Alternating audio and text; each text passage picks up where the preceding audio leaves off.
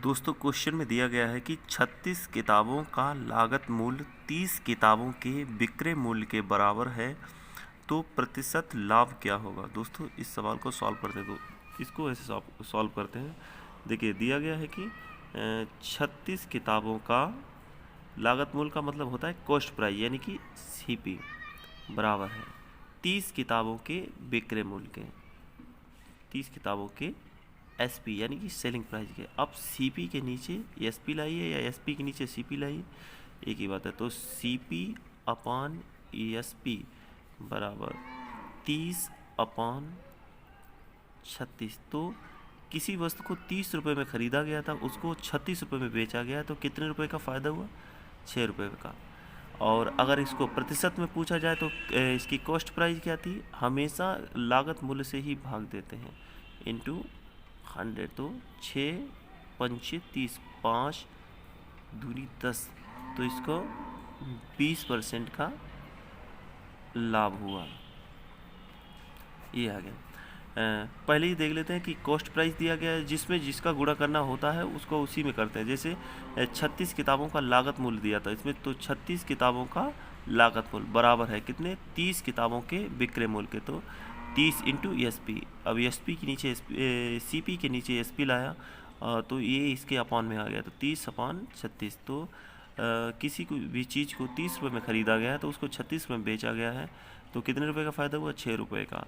और ख़रीदा कितने में गया था? हमेशा क्रय मूल्य से भाग देते हैं, तो 6 अपान 30 इंटू 100। तो 6 पंचे 30 और 5 दूनी 10, 0 यानी कि 20% का। अब ये सवाल देखते हैं। 15 मेज़ों का लागत मूल्य 20 मेज़ों के विक्रय मूल्य के बराबर है, तो प्रतिशत हानि क्या है? तो देखिए दोस्तों इसको हल करते हैं। 15 मेज़ों का क्या दिया गया है? 15 मेज़ों का मतलब होता है गुणा लागत मूल्य सीपी बराबर है कितने? 20 मेज़ों के विक्रय मूल्य के बराबर है। तो 20 मेज़ों के का मतलब गुणा, और विक्रय मूल्य का मतलब होता है एसपी। अब फिर वही करेंगे, सीपी के नीचे आप या तो एसपी ले आइए या एसपी के नीचे सीपी। तो सीपी अपान एसपी बराबर 20 अपान 15। तो देखिए किसी भी चीज़ को 20 रुपये में ख़रीदा है तो उसको 15 में बेच दिया, तो हमें कितना नुकसान हुआ? 5 रुपये। ख़रीदा कितने में था? 20 रुपये में, इंटू 100। तो 5 चकू 20, 4 दूनी 8, 4 पंचे 20। तो यानी कि हमको 25% की क्या हो गई? हानि हो गई। ये इसका आंसर है दोस्तों। अगला क्वेश्चन देखते हैं। लागत मूल्य का विक्रय मूल्य, लागत मूल्य तथा विक्रय मूल्य का अनुपात 5:4 है, तो इसमें लागत मूल्य क्या हुआ? ये पहले क्या दिया गया? लागत मूल्य तथा विक्रय मूल्य। तो ये लागत मूल्य हो गया, ये विक्रय मूल्य। देखिए दोस्तों किसी भी चीज़ को हमने इसको मान लेते हैं सीपी 5 रुपये है और एसपी 4 रुपये, ये लागत मूल्य दिया गया है और ये विक्रय मूल्य दिया गया है। तो हमने इसको यूनिट में मान लिया, तो किसी भी चीज़ को हमने 5 रुपये प्रति यूनिट की दर से ख़रीदा और उसको 4 रुपये प्रति यूनिट दर से बेच दिया, हमको कितना नुकसान हुआ? 1। हमने ख़रीदा कितने में था? 5 में। अब परसेंटेज निकालने के लिए इसमें 100 का गुणा कर देंगे, तो 5 दूनी 10 बराबर 20%। तो इसमें क्या हुआ? हमको 20% की हानि हो गई, ये इसका आंसर आ गया। अगला क्वेश्चन देखते हैं दोस्तों। 24 सेबों का क्रय मूल्य 18 सेबों के विक्रय मूल्य के बराबर है, तो प्रतिशत लाभ क्या होगा? देखिए दोस्तों 24 सेबों का क्रय मूल्य का मतलब होता है गुणा, और ये क्रय मूल्य का मतलब होता है कॉस्ट प्राइस यानी कि सीपी। तो 24 इंटू सीपी बराबर किसमें? 18 सेबों के विक्रय मूल्य। 18 सेबों का मतलब होता है गुणा, विक्रय मूल्य का मतलब होता है सेलिंग प्राइस एसपी। अब या तो इसके नीचे इसको ले जाइए या इसके नीचे इसको ले जाइए, वो मतलब बराबर ही रहेगा। तो सीपी अपान एसपी बराबर 18 अपान 24। अब परसेंटेज निकालने के लिए नहीं परसेंटेज नहीं, तो किसी चीज़ को हमने 18 रुपये में ख़रीदा और उसको 24 रुपये में बेच दिया, तो हमको कितने रुपये का लाभ हुआ? 6 रुपये का। हमने ख़रीदा कितने रुपये में था? 18 रुपये में। अब परसेंटेज निकालने के लिए 100 का गुणा कर देंगे, 6 तिया 18, तो 33 सही 1/3% का हमको लाभ हो गया, लाभ हो गया। ठीक है दोस्तों, अब दूसरा क्वेश्चन देखते हैं इसमें क्या दिया हुआ है। देखिए, यदि किसी वस्तु का क्रय मूल्य उसके विक्रय मूल्य का 80% है तो प्रतिशत लाभ क्या होगा। देखिए दोस्तों, इसको सॉल्व करते हैं। किसी वस्तु का क्रय मूल्य, तो CP बराबर विक्रय मूल्य का, यानी कि विक्रय मूल्य का मतलब होता है सेलिंग प्राइस, का मतलब होता है गुणा 80%। परसेंट हटाएंगे तो यहाँ पे 100 का भाग देंगे। अब इसको SP के नीचे हम CP के नीचे SP को लाते हैं तो एक्चुअल उसकी कीमत पता चल जाएगी। तो CP अपान इसको बटे में लाएंगे तो ये इधर चला आएगा, SP बराबर 80/100।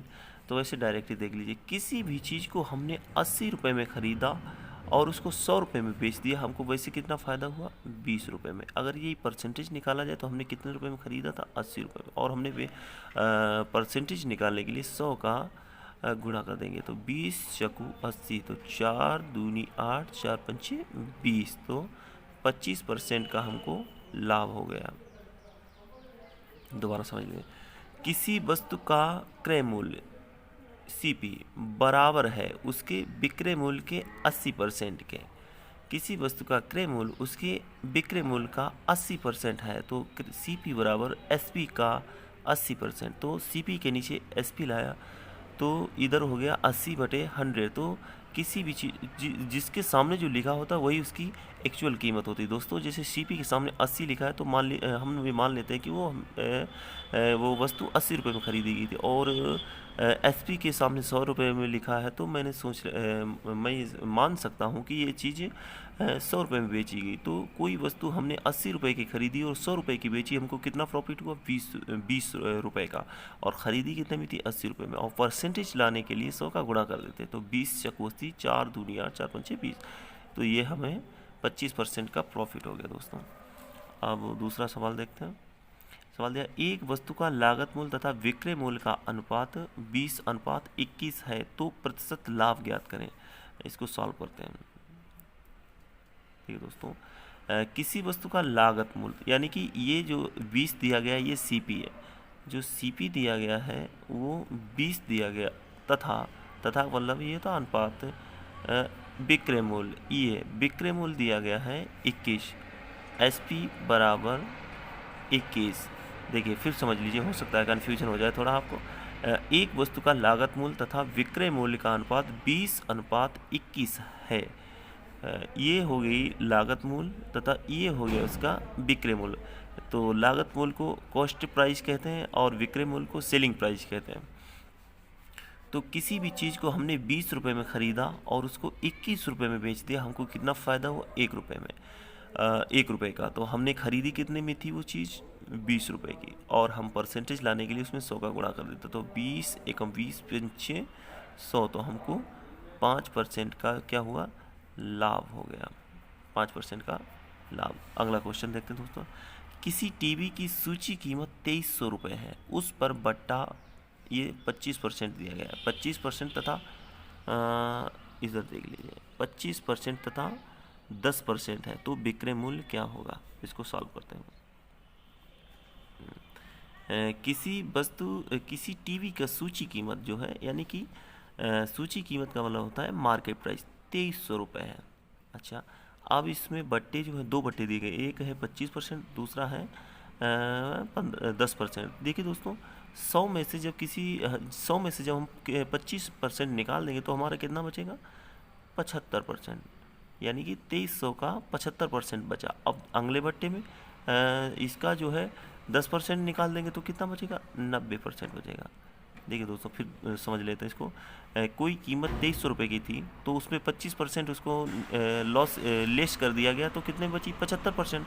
अब जो भी कीमत हमारी बची थी उससे 10% फिर लेस कर दिया गया, तो कितनी बची, जो भी बचा था उसका 90% बचा।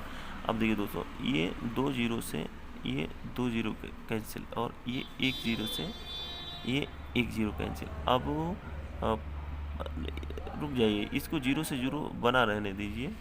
25 दिया 75, 25 चकू 100, और ये 2 दूनी 4, 2 चाकू 8, तो पंचे 10।